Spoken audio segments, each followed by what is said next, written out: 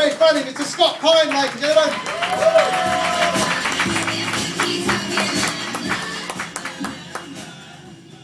Well, thank you. Before I get started, I'd just like to say if there's any Queens in the audience, happy birthday for Monday, and thank you very much for the public holiday that we've got in honour of you as well, so thank you. Look, I'd like to introduce myself. My name's Cott. I'll spell it for you later because people get very confused with my name. I'm 33, I'm single, I'm from Maribyrnong. I have a mortgage, I'm a non-smoker, and I'm glad you're sitting down for this because you won't believe this next fact. It will shock you all, but I'm actually gay. Now, the thing with being single and gay, it's really difficult to meet guys. I find it really tough. I've tried a lot of things. I've tried newspaper classifieds, I've tried friends' exes, I've tried eBay, and I've even changed my middle name to Gillette on Facebook because Gillette's the best a man can get. So I tried that, nothing worked. But then a really good friend of mine told me about the internet, and he told me about a site called Gaydar, and I was like, oh, whatever. Don't know if anyone's familiar with the website called Gaydar, but as the name suggests, it's not rocket science, is it? It's a website where you can log on and guys can meet other guys, and I thought, yeah, we'll give it a try. So the thing that disturbed me about my time on Gaydar was there'd be guys with their profile titles, and it would have looking for friends and seeking genuine relationship and down-to-earth guy, and you'd be like, yeah, you know, I'll have a look. You'd scroll down and their main photo would be a photo of just their cock. Now, I got really confused on a number of levels. I mean, is your cock looking for a friend? I mean, hey, it's nice to know that you have a cock. It's great. It's really good. But imagine if I plucked up the courage and thought, you know what, bugger this, I'm going to go out on a date with this guy.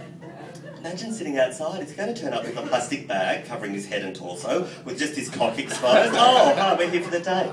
Sitting outside in Moonee Ponds here in winter, middle of winter. You're cold, aren't you? Should we move inside? It's a bit warmer, it really is. But look, my time on Gaydar wasn't all bad, I have to confess. I did date a guy briefly. He was 6'7", so yes, quite tall. Now, every time we went out, every time, people would always come up to him and tell him that he was tall. And they'd say, you're tall, aren't you? How tall are you? He'd be like 6'7". This happened all the time. We do that as Australians, don't we? We feel we can go up to somebody who's tall and state the obvious and tell them that they're tall because they don't know. They walk into a door with their head down. I got really sick of it. He did as well. He'd been living with it for a while, but Australians, we do it, don't we? We can tell people that they're tall, but no one ever goes up to a fat person, do they? Tell them they're fat. We just don't do it. You're fat, huh? How much do you weigh, hubby? We just don't do that sort of thing, you know? Look, as I said before, my name is Cott. It's actually S-C-O-T-T, so it's spelled Scott, but I've decided to make the S silent. Because I think that if I can't spell scissors without a C, or answer without the W, or buffet without a T, then why can't I spell my name with a silent S to confuse everybody else, make the English language a little bit harder than it already is? We do that quite well, don't we, I think, in Australia anyway. One term that really disturbs me the most is the term brand new babies. Whenever anyone has a baby, they always have a brand new baby, don't they? It's fascinating, isn't it? No one has a second-hand baby. Oh, look at the new baby. The card you buy as well for a new baby. They all say, congratulations on your new baby. A new baby brings so much love into the world. What do you buy for a second-hand baby? You cannot, trust me, you can't buy a card for an adopted baby. But, and then people see a baby, a new baby, if you don't mind, and they'll even ask how old it is. Oh, my mum does this all the time, constantly. Scott, look at the new baby, how old is it? You've just said it's new, it can't be old. I'll give it a sniff. I'll give it a scratch. No, look, there's no K's on that one. I think it's pretty new. I'd say you're still right to call it a new baby.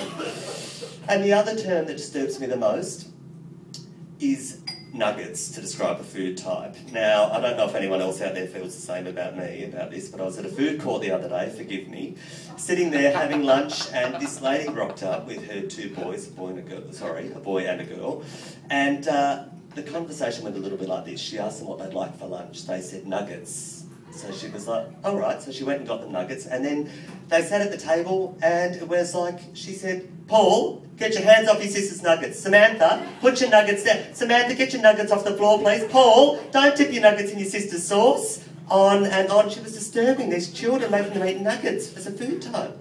The husband comes over. Trevor, get the kids some more nuggets, please. None of these have left. They've eaten them all. On the way home, I did stop by a friend's place, and he said to me, do you want a coffee? I said, that'd be nice. And he goes, I've just made a chocolate log. Do you want some? No. I said, I don't. Thank you, that's really, really nice of you, but I don't want a chocolate log, I don't want your nuggets, you can keep those for the toilet and not the food plate. Thank you very much, thank you.